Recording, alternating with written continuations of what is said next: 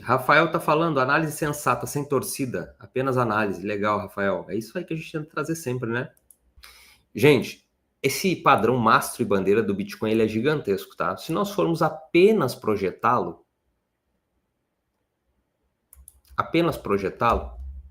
do fundo, topo alternado pelo pullback, nós temos zonas-chave de preço de Fibonacci, tá? Olha lá, nós temos zonas em 97 mil. Vou mostrar para vocês aqui, ó. 97 mil.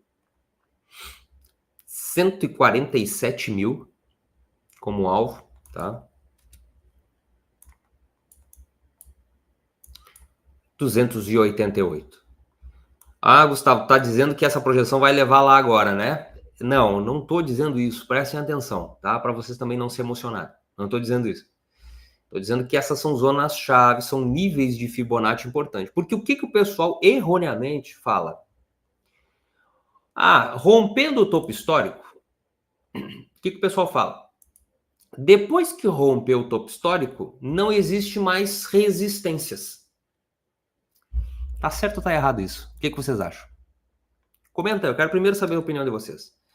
Depois que romper o topo histórico, não existe mais resistência. Tá certo ou tá errado isso? O que vocês acham? Quero saber a opinião de vocês.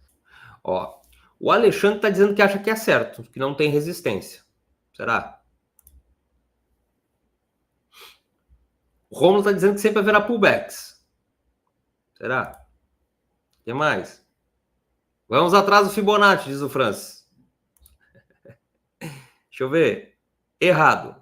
Mas não sei como, diz o Rafael. Ó. Isso aí, Rafael. O Rafael tá indo pelo caminho certo. Vamos ver. Seria projeção, diz o Rafael. Tá certo que depois do topo histórico não tem resistências? Tá certo isso? Então tá errado, tá, pessoal? Tá errado. As resistências, elas estão lá. Tá? As resistências estão lá. Quando nós temos histórico à esquerda, né? Quando nós olhamos o gráfico à esquerda, o preço vem subindo e a gente vai olhando sempre à esquerda, né? O preço vai subindo e a gente vai olhando aqui o que aconteceu na esquerda, para encontrarmos o quê? Para encontrarmos os pontos de venda, de resistência, de suporte, isso e aquilo.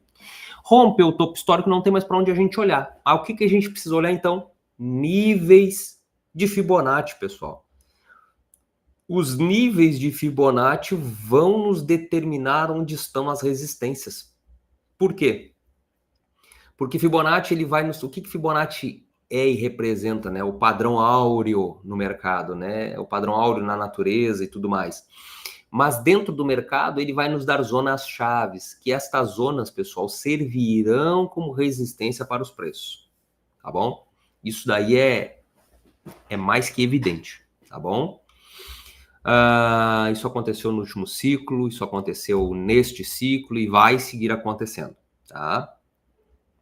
Então, os níveis aí, ó, de 97, 147, 288, serão níveis muito importantes para o preço, tá? Para o preço ser atingido, né? Para o preço atingir lá. Haverá pullbacks, como o Romulo falou, logicamente, haverá, tá? Mas os níveis chaves que eu acabei de mostrar para vocês estarão lá, ok? Não se deixem enganar pela falácia do povo. Tem gente aí que está falando, tem especialistas aí, né, dizendo que após o rompimento do topo histórico tudo é descoberto e não se tem mais topo. Cara, que afirmação é uma informação totalmente incompleta para as pessoas, né? Informação incompleta. Olha só aqui, ó, por exemplo, quando a gente olha o preço do Bitcoin, nós temos também aqui uma projeção, olha só, gráfico diário, nós temos aquela projeção que você sabe que nós estamos acompanhando ali dos 49, que foi o fundo, o topo não, aqui é full pullback, depois aqui nós tivemos a correção, ó, nós temos o primeiro nível que bateu na mosca em 69, projeção de Fibonacci, bateu no preço, olha lá, impressionante, né? O preço bateu ali e voltou. E agora está indo descobrir o topo histórico de novo. Mas, ó, o nível chave desta projeção dos 49 mil tá lá, ó, 81 mil. tá?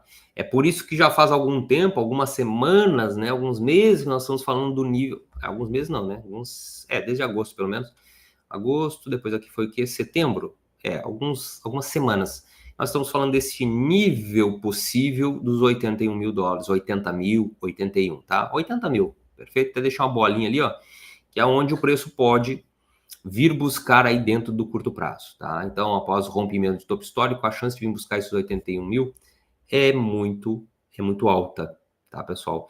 Então, as projeções de Fibonacci, elas existem, elas estão aí, não devem ser desprezadas, tá? A real é essa. Então, nós vimos um fechamento mensal muito positivo para o preço, rompendo. Quando nós vemos aqui sem desenho algum, o gráfico ainda fica mais bonito. Olha só. Quem curte price action puro, tá aí. Um gráfico apontado para cima, tá? Ó, rompemos aí o padrão, rompemos, né, ali, ó, o padrão que estava. E agora tendemos a dar continuidade a essa movimentação de alta para o Bitcoin.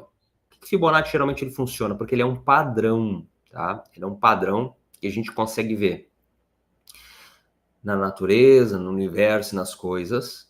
Convido você a estudar mais sobre Fibonacci, padrão áureo 1.618. E os gráficos casam perfeitamente com Fibonacci. Então a gente consegue ver o que os gráficos são. Os gráficos nada mais são os gráficos, quando nós olhamos os gráficos, as projeções, nada mais é o comportamento do ser humano, de suas emoções diante do mercado, de medo e ganância, sendo impressos através de barras. É o que nós vemos, através de candles.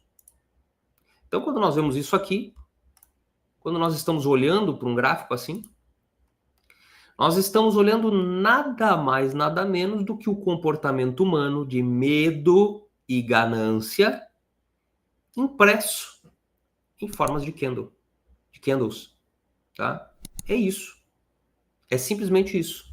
Este candle, medo extremo. Ao lado, um candlezinho pequeno, dúvida. Ele foi positivo, mas é um candle de dúvida. Olha só. Queda de novo, medo.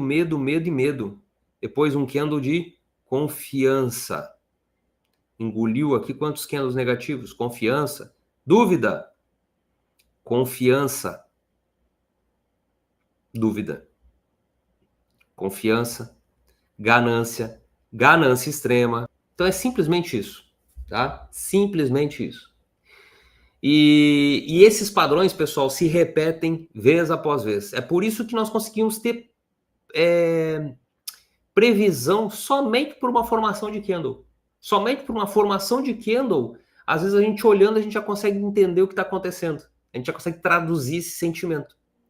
Então, quando nós fazemos o price action, que é a movimentação dos candles, né? A gente já consegue prever bastante coisa. A gente vê um candle num topo de mercado, deixando um pavio gigantesco em cima, com um corpo pequeno embaixo. Negativo, o que a gente pensa? Cara, os compradores levaram o preço com otimismo, foram rechaçados pelos vendedores. Candle fechou negativo. Potencialmente, o próximo candle que abrir perdendo essa mínima vai derrubar o preço, porque historicamente é isso que acontece. Será que a gente enxerga isso no gráfico? Claro que enxerga, o comportamento acaba se repetindo. Olha lá, aqui, o exemplo. E veio para baixo, tá? Então, são exemplos. Então, o Fibonacci, ele por ser um padrão áureo, né, ou seja, um padrão master para a gente seguir, para a gente ver e observar, ele se encaixa perfeitamente no mercado, porque o comportamento humano também tem seguido padrões ao longo da história no mercado, dentro do mercado financeiro. Beleza?